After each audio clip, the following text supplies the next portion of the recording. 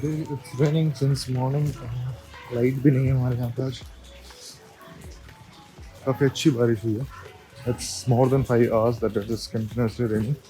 और सबसे बड़ी मेरे लिए दिक्कत क्या है कि लाइट नहीं है तो मेरा वाईफाई नहीं चल रहा और मेरे फ़ोन में भी दिक्कत है, तो मैं द हिंदू न्यूज़पेपर पढ़ नहीं पा रहा हूँ। But as of now I am going to take tea for the morning and then will come back and see how things go on. Beautiful part of the rain is कि ये मेरे घर के जो आसपास ग्रीनरी है, ये यहाँ पे एक झूला टाइप का लगा रखा है मेरे ओनर ने। काफ़ी सूदिंग सा हो जाता है कि हाँ यहाँ बैठ के अगर बारिश एक बार के लिए रुके तो यहाँ बैठ के चाय पीने में मज़ा आए। मतलब पॉइंट इसकी चाय बनाने वाला भी कोई चाहिए, जिसके लिए मैं थोड़ी सी प्रिपरेशन कर रहा हूँ क्योंकि बारिश 2-3 दिन से लगातार आ रही थी। सो आई थॉट कि ठीक है, मेरे को प्रिपरेशन कर लेनी चाहिए घर पे चाय की, बार बार बाहर जाके तो नहीं पी सकता मैं। So will be doing it but after reading the newspaper. दोपहर के 2 बज चुके हैं। ऑल्दो आधा पौने घंटे की लाइट आई थी और I was quick enough to read, मतलब रीड क्या कि मैंने quick enough to download the Hindu newspaper और पढ़ लिया था। That I will be sharing with you now. But अभी है ना बारिश बंद नहीं हो रही और मेरे साथ समस्या क्या है कि 2 बज चुके हैं, खाना नहीं खा पाया हूँ मैं बाहर, क्योंकि बाहर जाके ही खा के आता हूँ। यहाँ पे मेरे पास ऐसी कोई प्रिपरेशन थी नहीं कि मेरे पास छाता वाता कुछ हो तो मैं बाहर जाऊँ। और अब मेरे को ऐसा लग रहा है कि ऐसे भीगते भागते ही बाहर निकलना चाहिए। There is no other option.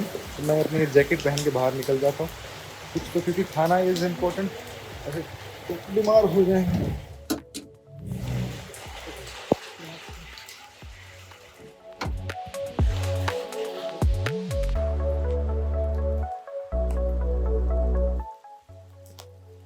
We were supposed to do our topic number 2 from the law of torts book, that is topic number 2. topic number 1 हम ऑलरेडी कर चुके हैं, that is rule of strict and absolute liability। परसों ही हो जाना चाहिए था but नहीं हुआ किसी कारणों से। आज मेरा ये चैप्टर कंप्लीट हो गया है।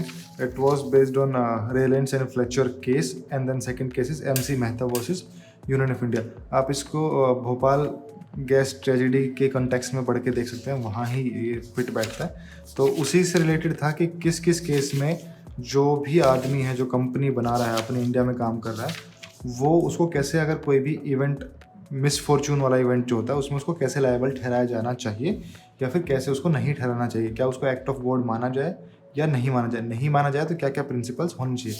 तो all were discussed in this.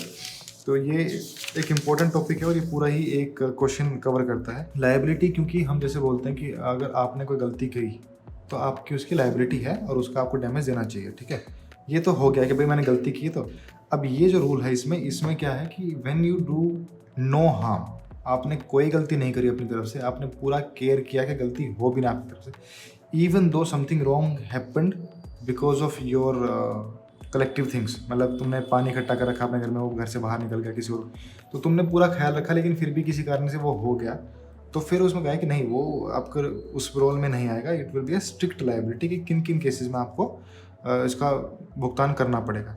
Then comes की स्ट्रिक्ट लायबिलिटी में क्या था कि कुछ कुछ उसमें एक्सेप्शंस थे।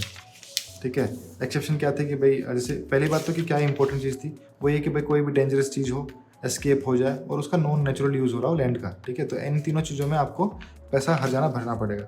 लेकिन एक्सेप्शन क्या थे कि भाई प्लेंटिव जो है वो खुद गलती करके, जिसको भी हार्म हुआ उसने पहले खुद ही गलती करी। जैसे मान लो मैंने गुब्बारा ले रखा था, उसमें पानी भरा हुआ था, तो कोई दूसरा आदमी आके उसमें पिन मारेगा तो उसके मुंह पे गिरेगा ना सारा पानी, तो गलती उसकी है ना कि मेरी है। ठीक है, then act of court, consent of the plaintiff, act of third party या फिर स्टैट्यूटरी अथॉरिटी और नेसेसिटी। तो ये सब चीज़ें इसमें थी कि भाई अगर ये सब कुछ है तो एक्सेप्शन मिल सकता है। But then comes a strict से भी अगला कि एक एब्सोल्यूट लायबिलिटी, कि इन चारों पांचों चीज़ों में से चाहे कुछ भी हो जाए, चाहे राम जी बरस जाए, चाहे तूफान आ जाए, आंधी आ जाए, धरती फट जाए, कुछ भी हो जाए, तुम अगर कोई काम ऐसा कर रहे हो जो कि हजार्डस है, जिनसे 1% चांस है कि अगर ये तुम्हारे घर से बाहर निकला तो लोगों की जान को खतरा हो सकता है, तो तुम्हारी लायबिलिटी होगी कि अगर कोई खतरा हुआ, अगर किसी की जान माल को कोई नुकसान हुआ, आप उसकी भरपाई करोगे। There is no escape at all, उसको बोलते हैं हम एब्सोल्यूट लायबिलिटी। तो ये चैप्टर हमारा खत्म हो चुका है। इसके बाद थर्ड टॉपिक हमें पढ़ना है। In total there are some 13 topics. तो इसके बाद जो थर्ड टॉपिक है वो है vicarious liability of the state. तो स्टेट की लायबिलिटी क्या होती है, that we have to read and I think ये मैं आज ही ख़त्म नहीं, आज तो ये नहीं करूँगा। आज मैं इंडियन ज्योग्राफी वाला पॉइंट ख़त्म करने में बैठा हूँ। क्लाइमेटोलॉजी वाला जो मैं बता रहा कि परसों ही ख़त्म हो जाना चाहिए था, बट नहीं हुए।